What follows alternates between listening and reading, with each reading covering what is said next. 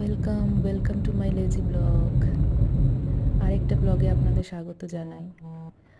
আজকে আমি গিয়েছিলাম জগন্নাথ দেব মন্দির দর্শনে, আমাদের কলকাতারই খিদিরপুরে অবস্থিত।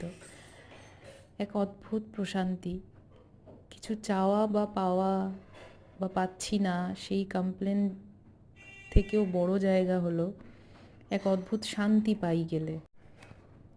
বসে থাকলেও এক অদ্ভুত নিস্তব্ধতা, তার সাথে অনেক না বলতে পারা কথা, সেগুলোও বলে আসতে পারি। এখন ভোগ নিয়ে যাচ্ছেন ওনারা। সন্ধ্যের আরতির সময়ই গেছিলাম আমি ওখানে, কিছুক্ষণ থাকলাম, বেশ ভালো লাগলো, বেশ অন্যরকম লাগলো। গুছিয়ে অত কথা বলতে পারছি না হয়তো, ভালো লাগলে একটা